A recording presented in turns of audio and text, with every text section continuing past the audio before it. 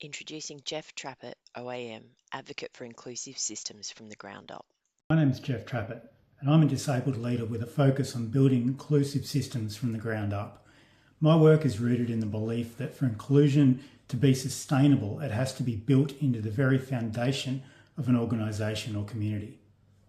Often we see what I'd refer to as stagnant inclusion, policies that exist on paper or exist as a pilot but don't change the daily reality for people with a disability. When we talk about barriers, the biggest one is often a lack of imagination regarding scale. What can we do at scale to make the biggest difference for the most amount of people? In my experience, particularly with large-scale employers like the ASX companies that I've worked with, the gap isn't just a lack of resources. It's a lack of forming that base. We see plenty of top-down policy, but not enough structural change that actually reaches the community level.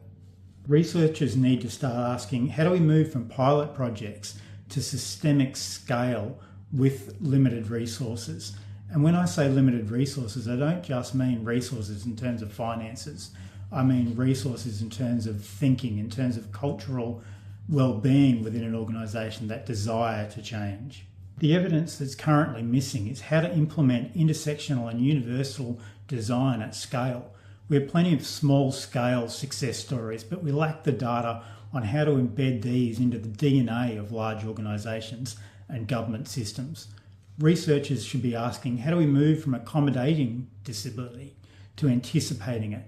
We need research that measures the social and economic impact of communities that are accessible to everyone, regarding of how they move, communicate or process information. If I had to prioritise one change, it would be a shift in funding and policy towards universal design as the default. We need to move away from retrofitting and towards a base-up model where every community space, digital platform and social system is built for all of us from day one. One change would be shifting the focus of research and funding towards implementation at scale. We have enough of the why. We need more of the how that's grounded in the expertise of those with lived experience. Right now we have fragmented inclusion. A community might have a physical ramp, but no quiet space for neurodivergent people, or a website that isn't screen reader accessible. When we only solve for one type of disability, we leave the rest of the community behind.